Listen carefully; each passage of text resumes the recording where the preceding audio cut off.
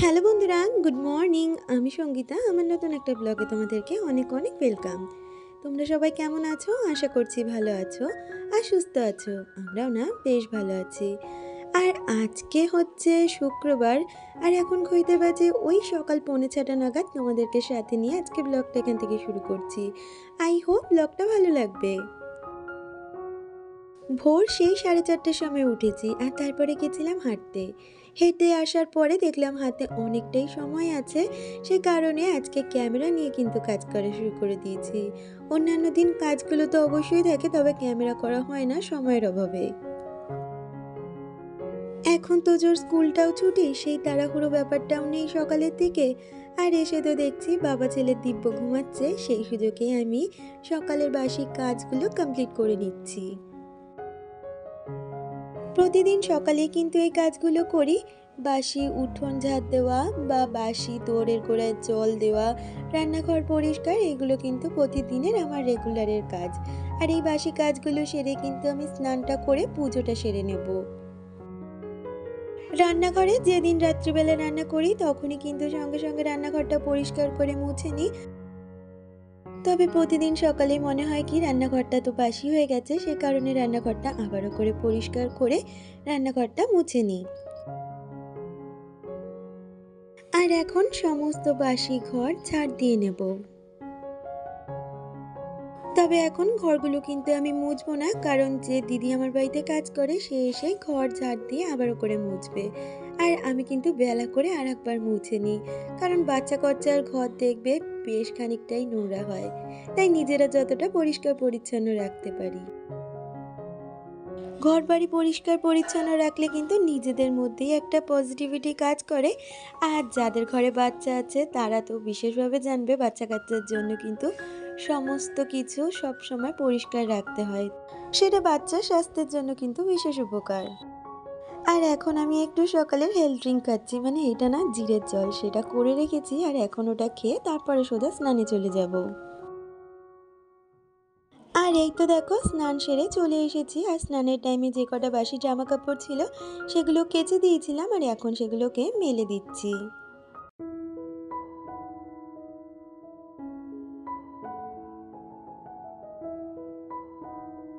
আর তারপরে পুজো দিয়ে সকালের চাটাও খাওয়া হয়ে গেছে, এখন এই বিছানাটাকে একটু গুছিয়ে নিচ্ছি।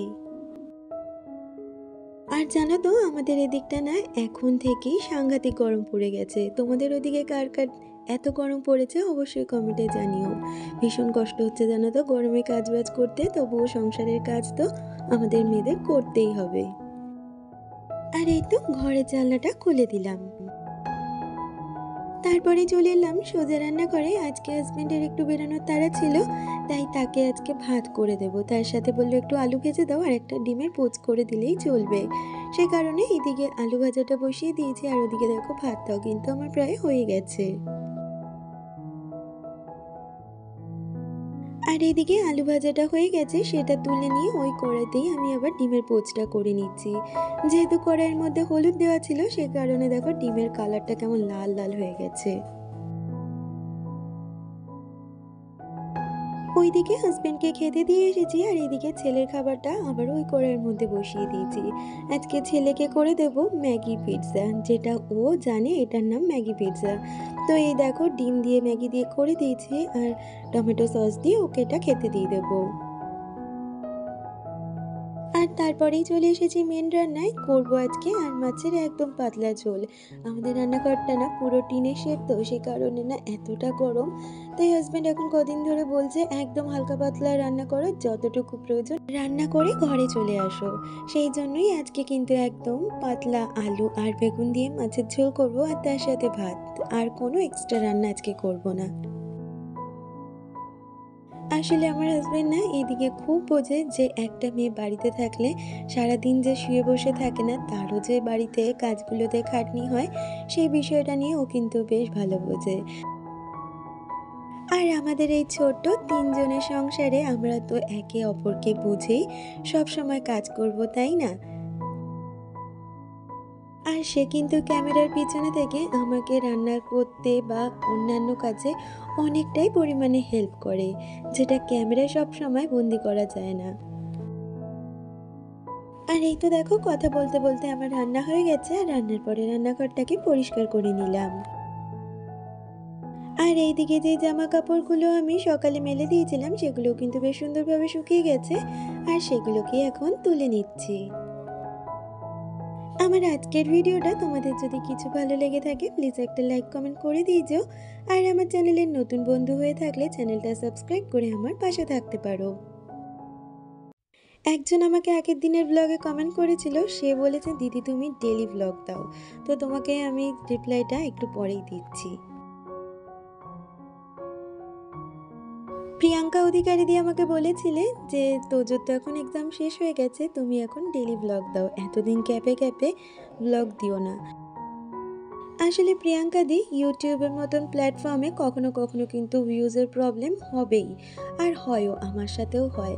তো কখনো কখনো না ভিউজ ডাউন থাকলে বা কেউ যদি কমেন্ট না করে ভীষণ সেই জায়গাটা দিয়ে খারাপ লাগে, আর সে কারণেই কিন্তু মাঝে মধ্যে মনে হয় না যে আজকে আর ভিডিও করি।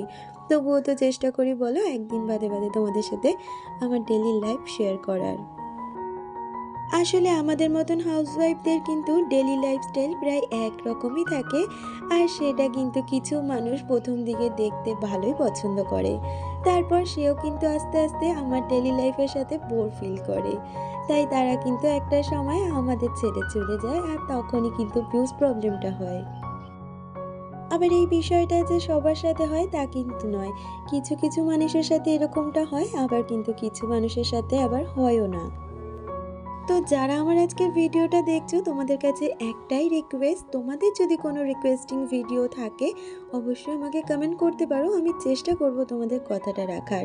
এর আগেও চেষ্টা করেছি আর এখনও করার চেষ্টা করব। তোমরা তো দেখতেই পেলে একটু বেরিয়েছিলাম তোজোর গরমের কিছু জামা প্যান্ট কিনতে, আর তারপরেই চলে এসেছি বাড়িতে।